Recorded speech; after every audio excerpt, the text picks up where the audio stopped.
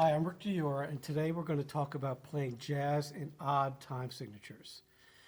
This is a very complicated subject. There's lots of odd time signatures.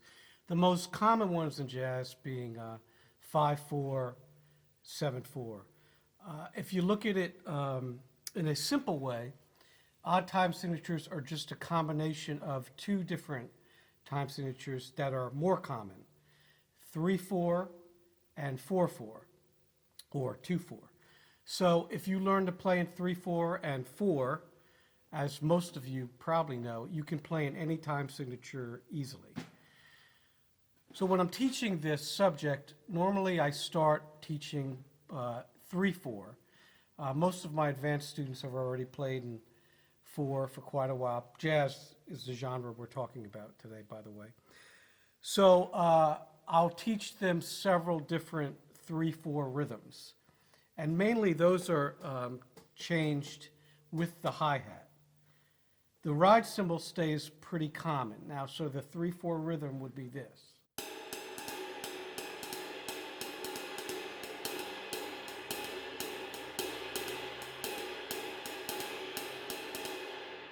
So different combinations of ding, ding, ding, ding, ding, ding, ding, ding, ding, ding, ding, ding. You know, you can vary your pattern. But let's just start with this.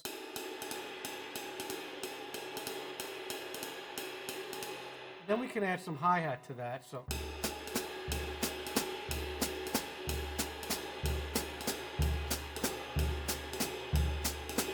I'll have students do that for a while until they're comfortable, and then we'll go on to the next hi-hat pattern, which is just beat 2.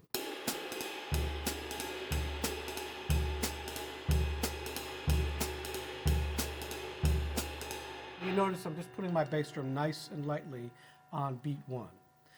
The next hi-hat pattern would be the and of 1 and 3. So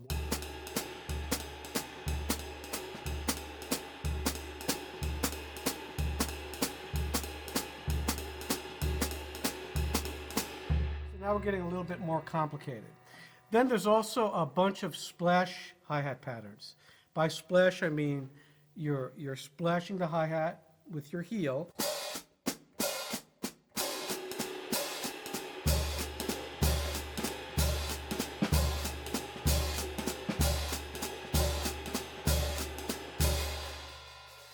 Or we can do it on the second beat. The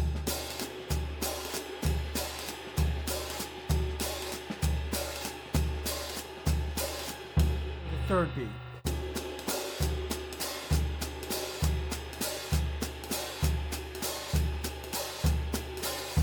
You could even play it in 4, which would be.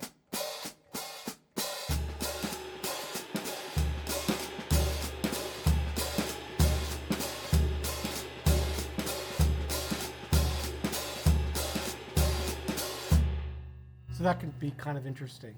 So those splash patterns are really effective, and they're great when you're soloing. I'll do a little of that later.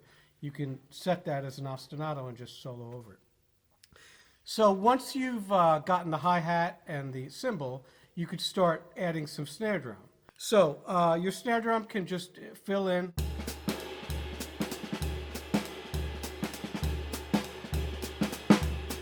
And just do different combinations of things. You know, you don't want it to be too stagnant, too repetitive. All right, so then the next step would be with 3/4 is to just try to loosen up your limbs so you're doing some different things. So in other words, your hi-hat wouldn't always be on one of those patterns. It could travel, comping. And the same thing with your bass drum, same thing as your snare drum. So that would sound like this.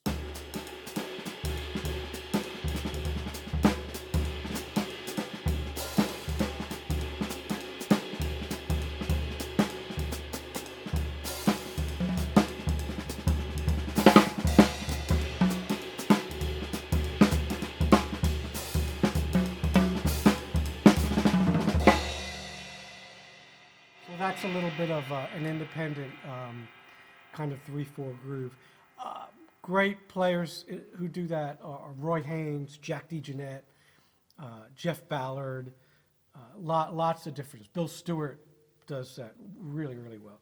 So those are guys to listen to for that kind of concept. When we have our 5/4, The ride cymbal pattern would be this.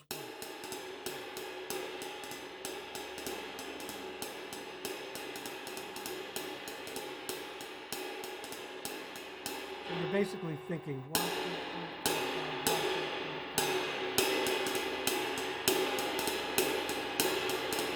4. So you want to do that for a while, and then get the hi-hat to just play simple.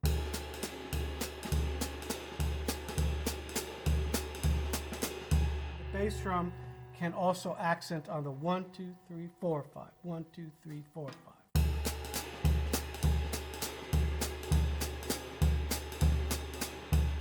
So that's pretty stiff, right? It gets interesting when you try to add some syncopation. So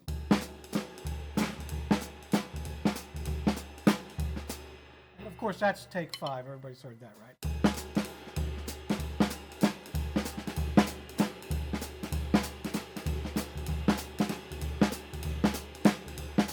Okay? Again, it tends to sound a little bit stiff. It gets really interesting, though, when you start varying your hi-hat and snare drum and bass drum, just as I did when we were playing in 3/4. So that would sound like this.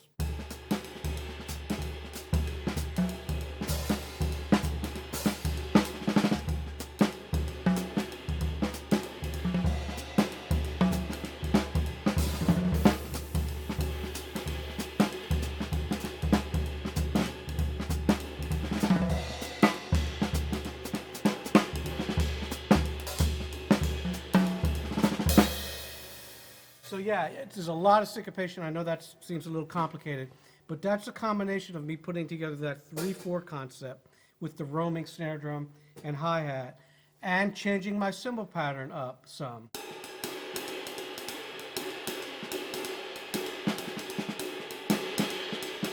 So what I would suggest to make this a little easier is just practice slowly with a metronome or a bass pattern or something, just snare drum and cymbal. So.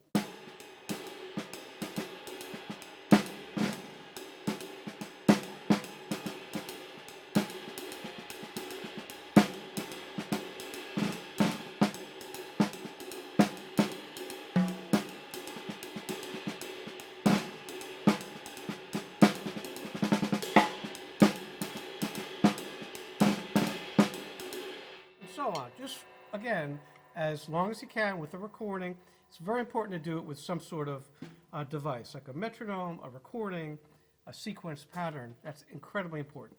And record yourself doing that to make sure that the flow is smooth. One of the biggest issues I have when teaching students odd times is they'll tend to rush the last, couple eighth notes, the last quarter note, where it would be like, they'll jump it because they're just not comfortable yet. So it's important to make sure that you're breathing when you're playing that stuff, and it's very even.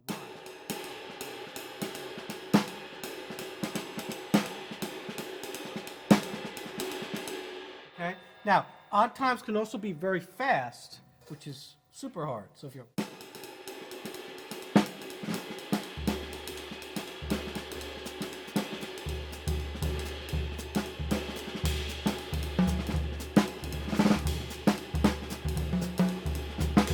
really throw you for a loop. So make sure you're practicing all tempos, including slow tempos.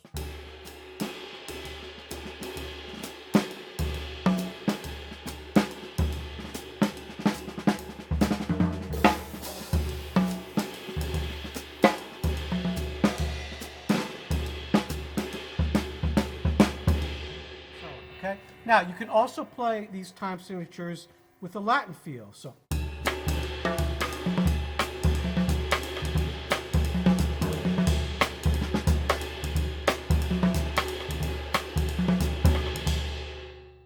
So you'll see there, my bass drum is accenting the 1, 2, 3, 4, 5, 1, 2, 3, 4, 1, 2, 3, 4, 5, 3, 4, 5.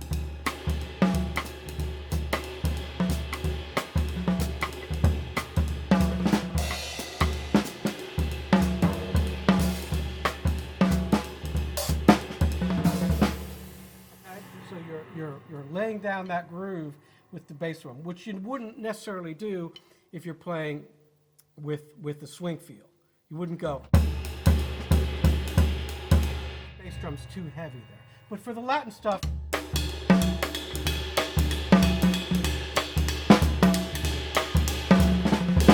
that's completely acceptable. Not too loud, but just giving it a little more of a fundamental low end to the groove. So all those rhythms can be done with quasi jazz, you know, swinging a little bit, but Latin feel. And also you can play those fast.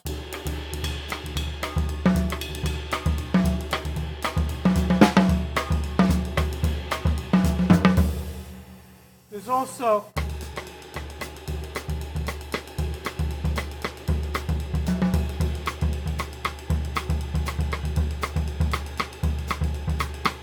which is kind of a Mission Impossible kind of 5/4 groove, which is again somewhat common, especially with a lot of musicians I work with write their own tunes, and sometimes the grooves are odd times, and you know, like I said, faster. So you need to be prepared to do that. All right, so I'm going to play a little for you, a little bit of groove, a little bit of solo, with the cheesy bass line machine here. We'll see how that goes. So first we'll try a little bit of 3/4 jazz waltz and soloing over that.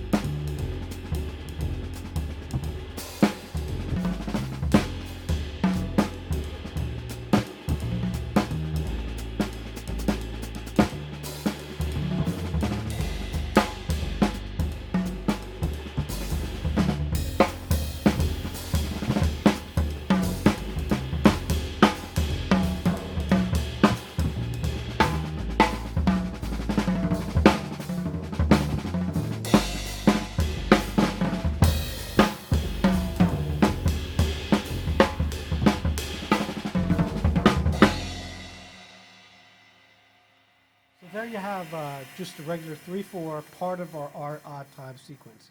Now let's play a 5/4 one.